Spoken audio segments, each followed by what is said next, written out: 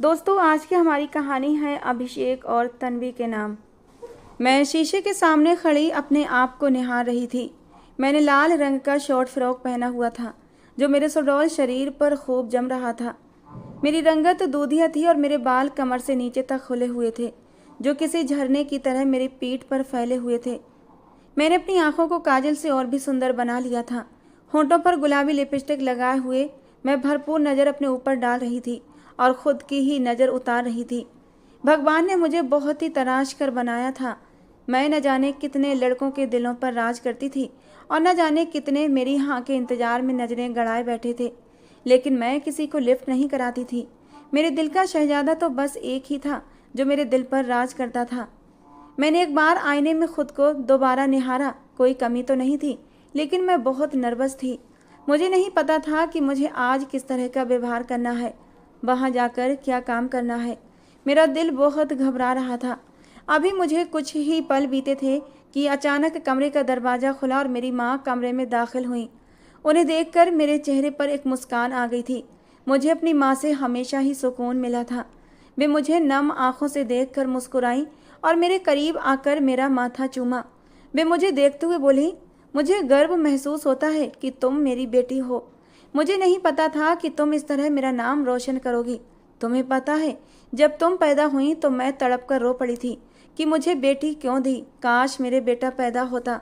और वजह ये नहीं थी कि मैं बेटियों से नफरत करती थी और बेटे ज़्यादा प्यारे थे, बल्कि वजह ये थी कि मैं बेटियों के नसीब से डरती थी।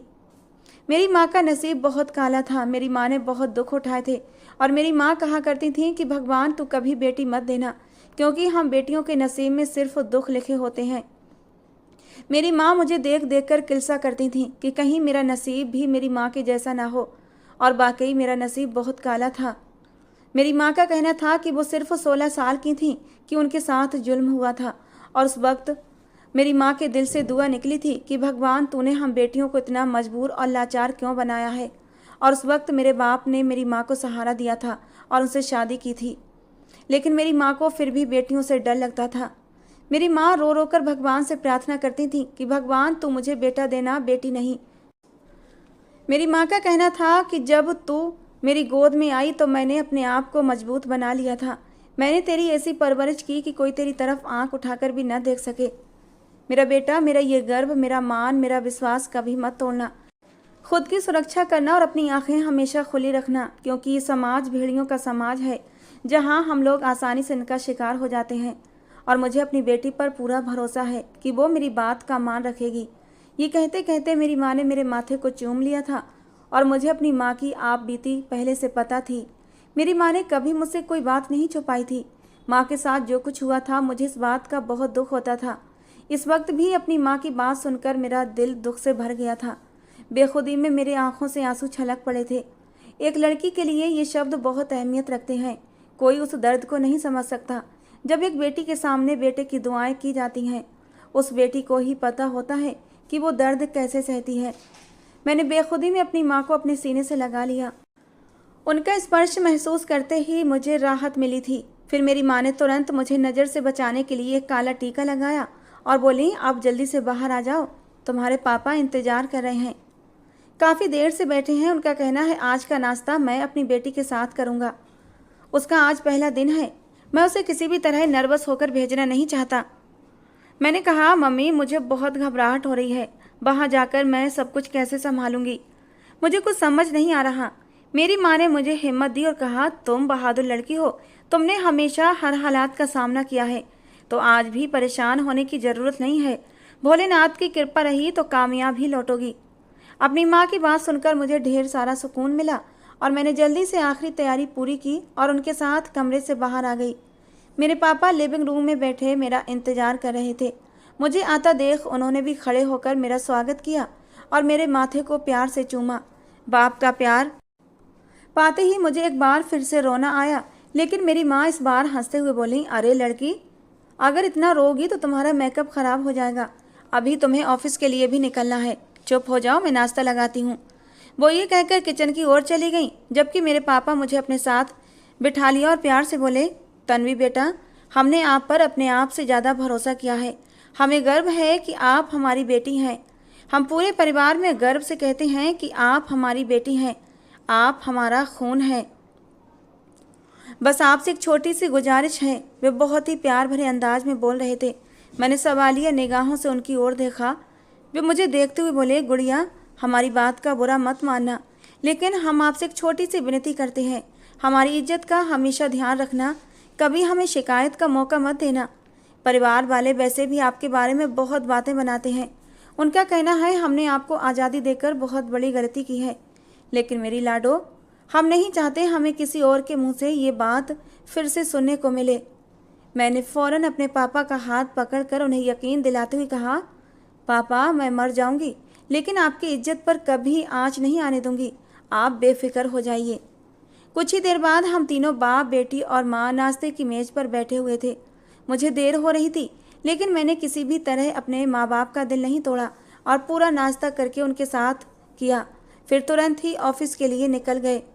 रास्ते भर भी मुझे घबराहट होती रही थी। मैं लगातार अपने भगवान से दुआ कर रही थी कि सारे काम अच्छे से हो जाएं और मेरे ऑफिस का आज पहला दिन अच्छे से गुजरे। लेकिन कहते हैं ना, कभी कभी मांगी हुई दुआएं कुछ अलग ही अंदाज में कबूल होती हैं, और मेरे साथ भी कुछ ऐसा ही होने वाला था जिसका मुझे अंदाज़ा नहीं था। कंपनी की बिल्डिंग में दाखिल होते ही मेरा दिल किसी बेलगाम घोड़े की तरह दौड़ने लगा था, लेकिन मैंने खुद को काबू में कर लिया था। आज मेरा ऑफिस का पहला दिन था। मेरी हथेलियां नम हो रही थीं और मुझे कुछ भी समझ नहीं आ रहा था कि आज के दिन मैं क्या करूंगी और कैसे सब काम मैनेज करूंगी। लेकिन मैं इतनी आसानी से हिम्मत हारने वालों में से नहीं थी। मेरी माँ ने मुझे बहुत मजबूत बनाया था। मेरी उम्र 25 साल थी, लेकिन इन 25 सालों में मैंने इतना अनुभव कर लिया था कि अच्छे और बुरे इंसान को पहचान लेती थी। इससे पहले भी मैंने कई नौकरियां की थीं, लेकिन इतने बड़े ऑफिस में मेरा ये पहला अनुभव था, इसलिए थोड़ा डर मुझ पर हावी था। मैं सीधे मैनेजर के पास गई। उसने मुझे मेरी टेबल वगैरह बता दी थी। मुझे बॉस की सेक्रेटरी की असिस्टेंट बनाया गया था, जिसकी मदद मुझे हर हाल में करनी थी। मैं इस काम के लिए पूरी तरह तैयार थी। अभी थोड़ी देर पहले ही मुझे एक आदमी फाइल देकर गया था जिसका डेटा मुझे कंप्यूटर में ट्रांसफ़र करना था। मैं अपने काम में मसरूफ़ हो गई थी।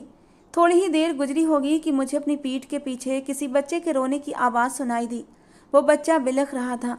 पता नहीं उसके साथ क्या हुआ था, और ऑफिस में एक बच्चे का होना मुझे हैरान कर गया था। और वैसे भी बच्चे हमेशा मेरी कमजोरी रहे थे।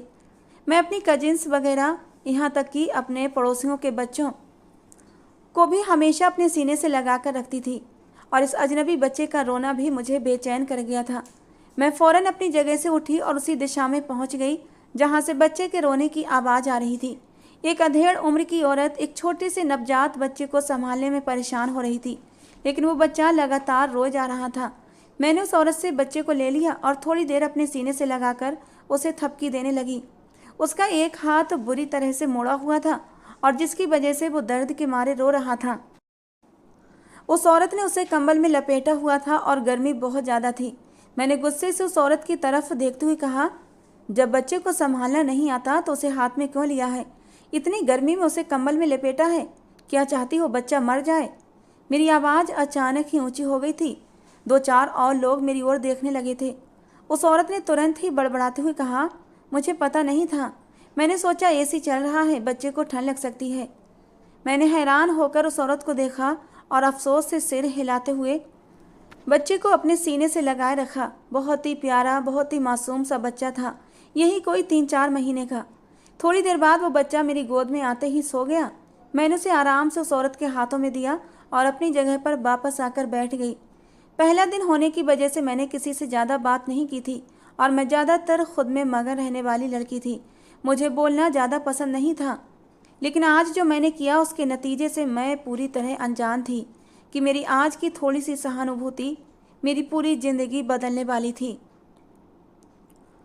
कुछ देर बाद मेरी टेबल पर मैनेजर साहब खड़े हुए थे।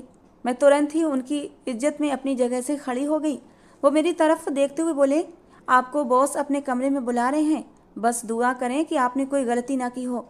आज से पहले उन्होंने किसी एम्प्लॉय और ख़ासकर इतने मामूली एम्प्लॉय को अपने ऑफिस में कभी नहीं बुलाया है। और ये सुनकर मेरे शरीर में एक कपकपाहट दौड़ गई थी। भले ही दुनिया के लिए मैं कितनी ही मजबूत क्यों न थी, लेकिन अंदर से मैं एक नाजुक लड़की ही थी जो जरा सी डांट फटकार से ही डर जाती थी। मैंने मैनेजर को देखा और डरती हुई कहा, मैंने तो कुछ नहीं किया है, मैं तो कब से अपना काम कर रही थी। बस मुझे वो दुआ देकर चले गए। इस ऑफिस में आने से पहले मैंने यहाँ की कुछ जानकारी इकट्ठा की थी और सबने यही कहा था कि यहाँ का मालिक देखने में बेहद खूबसूरत है। उसकी पर्सनालिटी इतनी प्रभावशाली है कि लड़कियाँ उसकी पर्सनालिटी पर फिदा हो जाती हैं। लेकिन जब वो बोलता है तो लोग उससे बचने की दुआ करते हैं। वो बहुत ही गुस्सैल स्वभाव का व्यक्ति है। उसे बहुत जल्दी गुस्सा आता है और वो सामने वाले की धज्जियाँ, इज्जत की धज्जियाँ उड़ा देता है। मेरे लिए हमेशा मेरा आत्मसम्मान अहम रहा था। मैंने गहरी सांस ली और उनके केबिन तक पहुंच गई। हल्की सी दस्तक दी तो अंदर से तुरंत ही एक गंभीर आवाज़ आई, अंदर आ जाइए। और मेरा दिल जैसे एकदम कांप सा गया था। मैंने डरते डरते दरवाज़ा खोला और अंदर कदम बढ़ाए। सामने हुई वो व्यक्ति राजकुमारों को मात देने वाले अपने पूरे रुतबे के साथ बैठा हुआ था। मैंने धीरे से उसे हेलो किया और उनकी टेबल के सामने सिर झुकाकर खड़ी हो गई। कमरे में सन्नाटा छाया हुआ था। मैंने सोचा कि उसकी पर्सनल सेक्रेटरी कमरे में होगी, लेकिन वहाँ तो कोई भी नहीं था, जिससे मुझे और भी ज़्यादा घबराहट हो रही थी। मिस तन्वी, स्वागत है आपका। आपका दिन कैसा बीता? वो इतने दोस्ताना लहजे में बोल रहा था कि मैं हैरान हो गई। मैंने चौंक कर उसकी तरफ देखा। जितना मुझे उसके बारे में पता था, ये शख्स उसके बिल्कुल उलट था।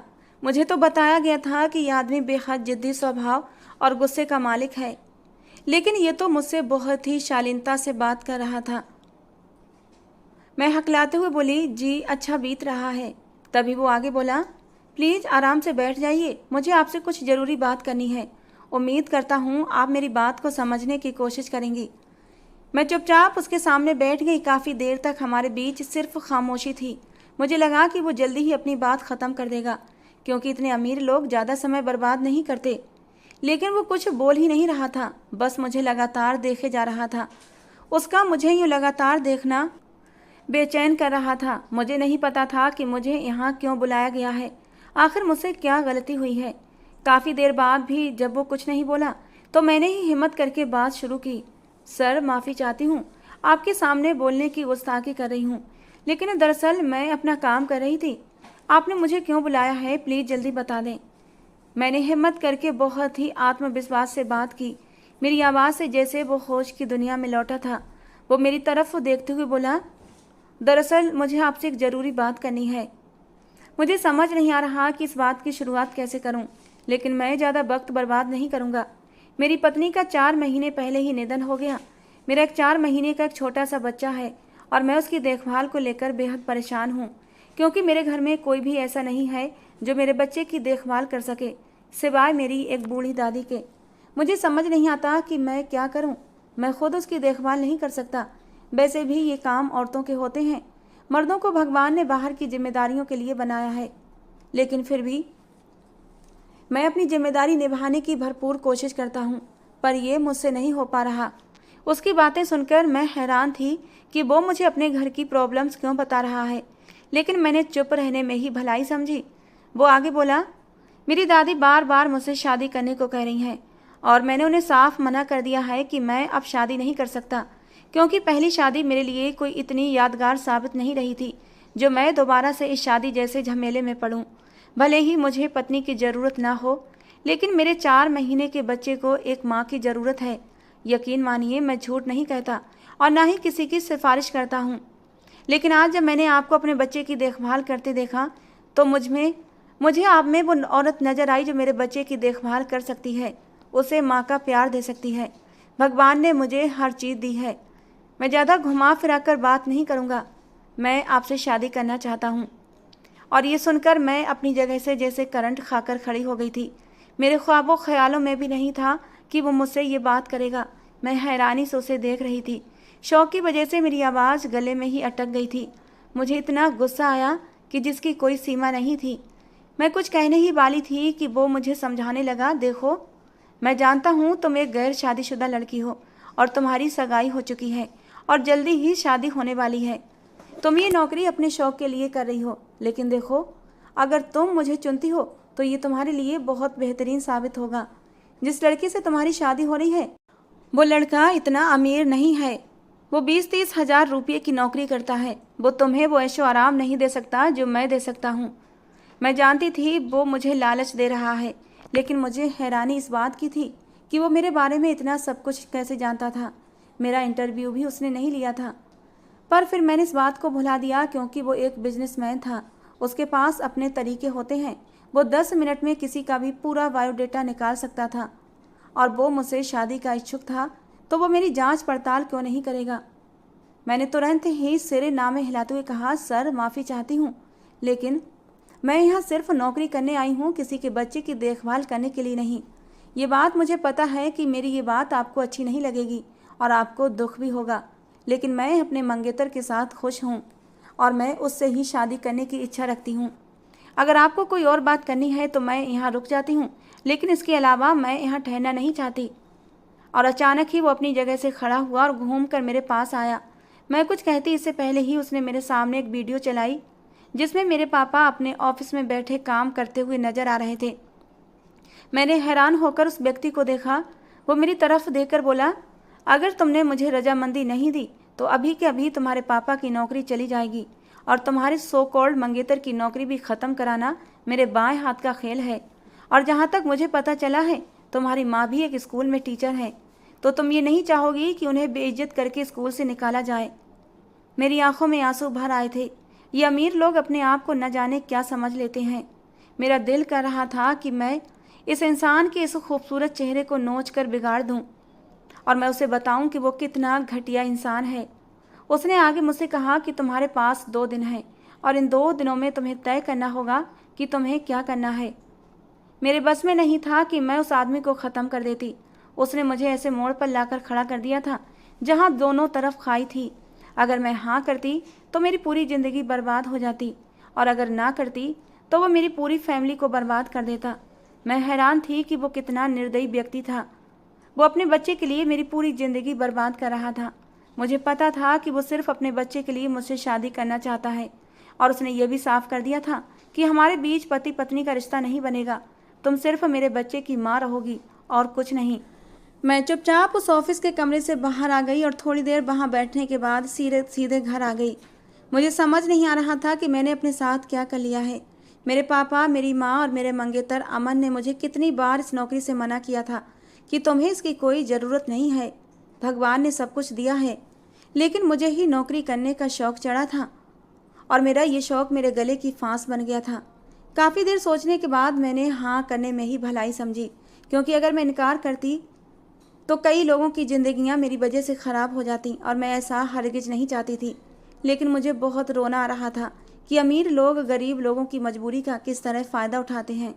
लेकिन मैं कुछ नहीं कर सकती थी और थक हार कर अगले दिन रात के 10 बजे के करीब मैंने उसे अपनी तरफ से रजामंदी दे दी। मैंने तो ये सोचा भी नहीं था कि वो अगले ही दिन हमारे घर अपना रिश्ता लेकर आ जाएगा। अगले ही दिन मिस्टर अभिषेक अपनी दादी के साथ हमारे घर के लॉन्ज में बैठे हुए थे, जबकि मेरी माँ, मेरे पापा हैरान नज़रों से उस व्यक्ति को देख रहे थे जो हमारे छोटे से घर में आराम से बैठा हुआ था और मेरा हाथ मांग रहा था। मेरे पापा उसे बताना चाहते थे कि मेरी बेटी का रिश्ता पहले ही तय हो चुका है, लेकिन मेरी माँ ने मेरे पापा को चुप करा दिया और तुरंत ही इस रिश्ते के लिए हाँ कर दी। वो एक पारंपरिक माँ थी जो अपनी बेटी को खुशहाल ज़िंदगी देना चाहती थी ताकि उसे कोई तकलीफ ना हो।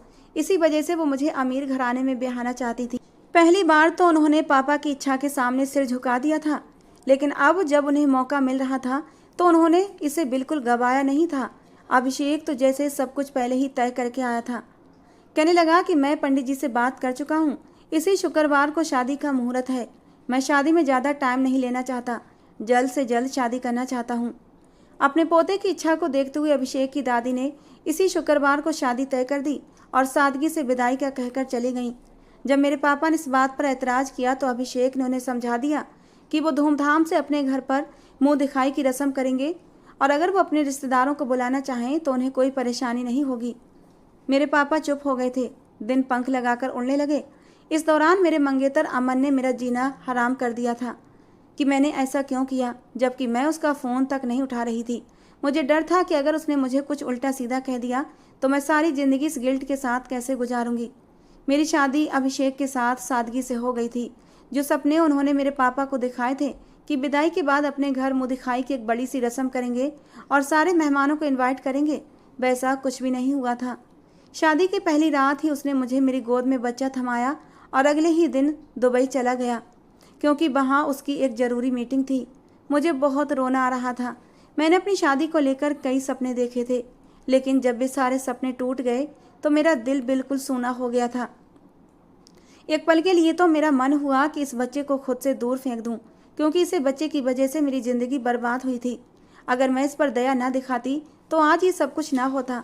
लेकिन अचानक उस मासूम बच्चे की शक्ल देखकर मेरा दिल पिघल गया था। आखिर इस सब में इस बच्चे का क्या कसूर था? इसकी तो माँ भी नहीं थी। मैंने तुरंत ही उस बच्चे को अपने सीने से लगा लिया और उससे प्यार किया। उसे गले लगाने के बाद मुझे ममता का एहसास हुआ था। मैं उस बच्चे को अपना ही बेटा मानने लगी और उसकी देखभाल पूरे दिल से करने लगी। मेरा इरादा अभिषेक का दिल जीतने का हरगिज नहीं था, बल्कि बचपन से ही मुझे बच्चे बहुत पसंद थे। समय का काम है गुजरना, और आज इस बच्चे की देखभाल करते हुए मुझे पूरा 1 महीना हो गया था। लेकिन अभिषेक जो दुबई गया था, उसने पलट कर देखना भी जरूरी नहीं समझा था। मेरी मम्मी और पापा कई बार मुझसे पूछ चुके थे कि इतनी सादगी से शादी हुई, किसी भी मेहमान को इनवाइट नहीं कर सके, आखिर मुंह दिखाई की रस्म कब हो रही है? लेकिन मेरे पास कोई जवाब नहीं था। भला मैं उन्हें कैसे बताती कि मेरा पति घर पर ही नहीं है, तो मैं क्या करूं? बस मैं उन्हें टाल दिया करती थी। मेरे ससुराल वाले बहुत अच्छे लोग थे, खासकर मेरे पति की दादी। वो तो बहुत ही अच्छी औरत थीं। उन्होंने कभी मुझे बहू जैसा नहीं समझा, बल्कि हमेशा मुझे अपनी सगी पोती जैसा मान और प्यार दिया। कई बार मुझे अपने कमरे में ऐसा महसूस होता था कि जैसे मुझे कोई देख रहा हो। कई बार मैंने उन निगाहों को ढूंढने की कोशिश की जो मुझे महसूस होती थीं, लेकिन न जाने वे निगाहें कहाँ थीं जो मुझे घूरती रहती थीं। करीब 1.5 महीने बाद अभिषेक घर लौटा था। उस वक्त मैं दादी के पास ही राजवीर को लेकर बैठी हुई थी। उसके बेटे का नाम भी मैंने ही रखा था। अभी तक सब उसे छोटू बेबी ही कहते थे। मुझे ये जानकर हैरानी हुई थी कि 4 महीने के बच्चे का नाम क्यों नहीं रखा गया था। सबको मेरा नाम रखना पसंद आया था। अभिषेक घर में दाखिल हुआ तो ऐसा महसूस हुआ जैसे मेरा दिल थम सा गया हो। जाने अनजाने मैं उसका इंतजार करने लगी थी। शादी के 7 फेरों में कुछ ऐसा जादू था कि मैं मन ही मन उसे अपना पति स्वीकार कर चुकी थी।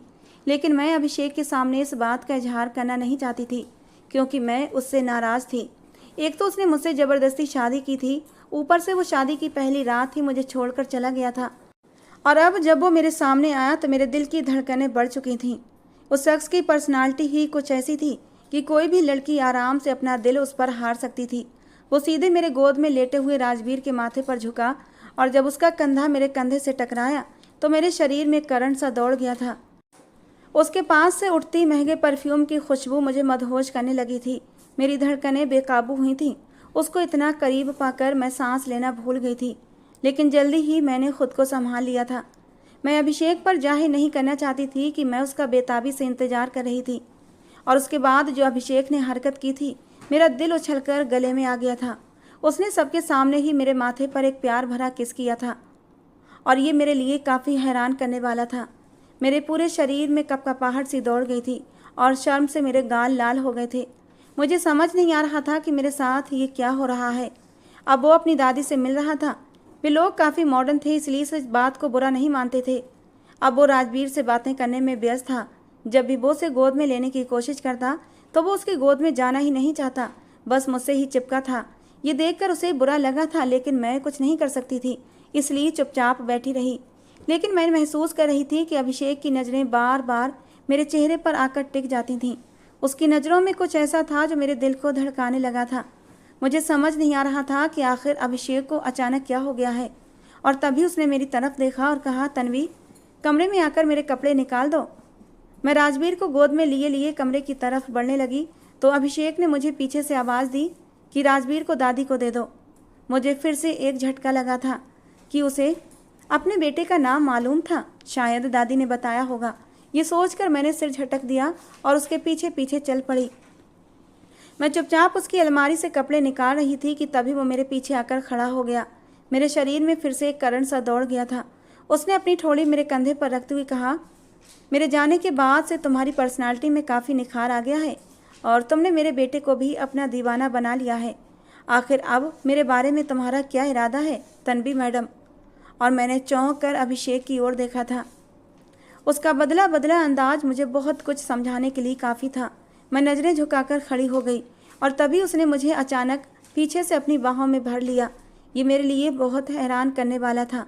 मैं तो इस इंसान को सिर्फ घमंडी और बदतमीज ही समझती थी, लेकिन उसका ये प्यार करने वाला रूप देखकर मैं निहाल हो गई थी। धीरे धीरे अभिषेक की पकड़ मेरी कमर पर मजबूत होने लगी थी। वो मेरी गर्दन पर अपने होंठों का स्पर्श छोड़ते हुए बोला, तुम्हारा जितना धन्यवाद करूं उतना कम है। तुमने जो मेरे बेटे के लिए किया है वो कोई दूसरी औरत नहीं कर सकती थी। जिस तरह से तुमने मेरे बच्चे का ख्याल रखा, तुमने ये साबित कर दिया कि एक नौकर कभी बच्चे की देखभाल नहीं कर सकता। और यही बात मेरे दिल में तुम्हारी इज्जत को बहुत ऊंचा कर गई है। मुझे नहीं पता कि मोहब्बत क्या होती है, लेकिन जो मैं इन 1.5 महीनों से तुम्हारे लिए महसूस कर रहा हूँ वो मैंने पहली बीवी के लिए कभी भी महसूस नहीं किया। उसने तो सिर्फ मेरी दौलत से मतलब था, जबकि तुम्हें सिर्फ मेरे बच्चे से। तन्वी, अभिषेक खुराना की ज़िंदगी में आना क्या तुम स्वीकार करोगी? ये कहते कहते अभिषेक ने मुझे कंधे से पकड़कर अपनी तरफ घुमा लिया था और मेरी तरफ अपना हाथ बढ़ा दिया। उसका बढ़ा हुआ हाथ देखकर मेरे दिल की धड़कनें तेज हो गई थीं।